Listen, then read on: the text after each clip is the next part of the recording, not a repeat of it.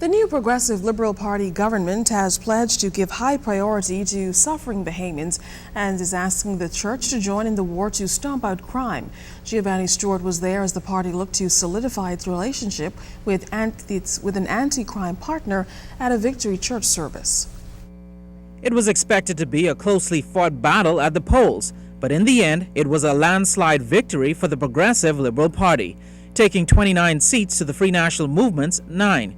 At Sunday's victory service at Zion Yamakroa Baptist Church, Prime Minister the Right Honorable Perry Christie first thanked God for the win and the people for their will. There, Prime Minister Christie sent out a strong commitment that his government will put people before infrastructure as the new administration moves to govern the Bahamas.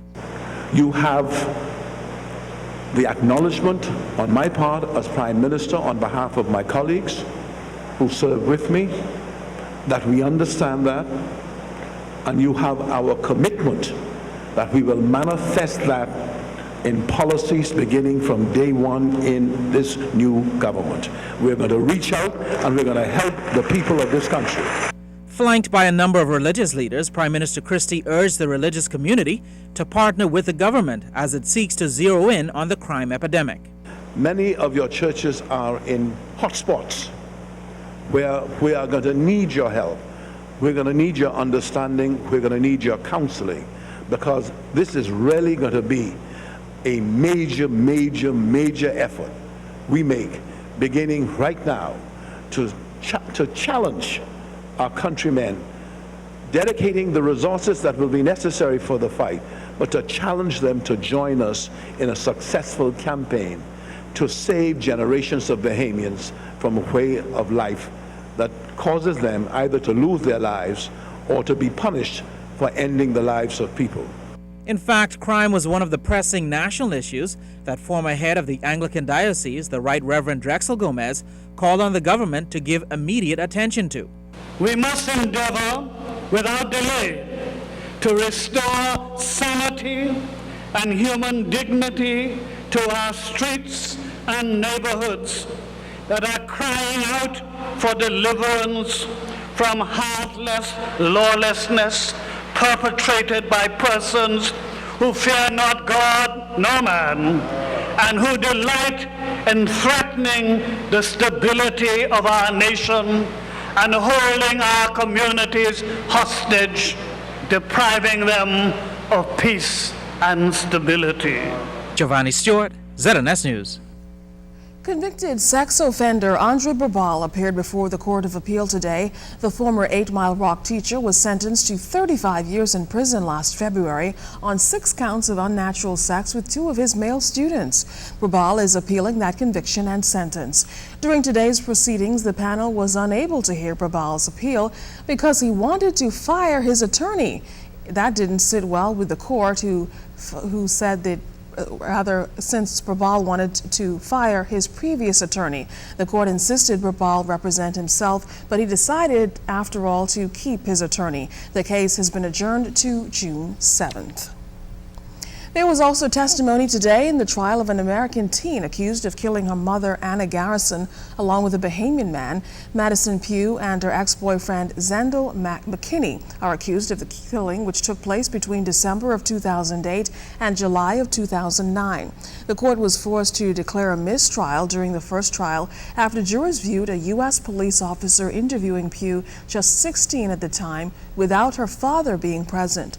During today's proceedings before Justice Roy Jones, the court heard from 2 police prosecution witnesses who processed the crime scene back on July 4th of 2009. Garrison's badly decomposed body was found on a secluded strip of Fox Hill Road. Attorneys Elliot Lockhart and Nurio DeSeal are defending the pair.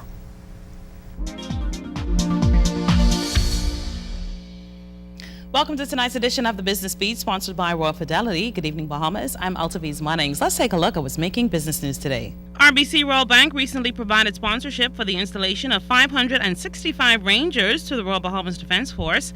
In 3 separate ceremonies held during the past month, the RBDF inducted 380 Rangers in New Providence, 140 in Abaco, and 45 in Freeport. Market head personal banking in the Bahamas, Cayman Islands, and Turks and Caicos Islands, Nathaniel Benaby, maintains the Defense Force Rangers Rangers program focuses on developing a cadre of young leaders who have character, discipline, and a sense of national duty. Bahamas Landfall, the highly successful promotional program by the Bahamas Financial Services Board, will be landing in Europe and Miami in June.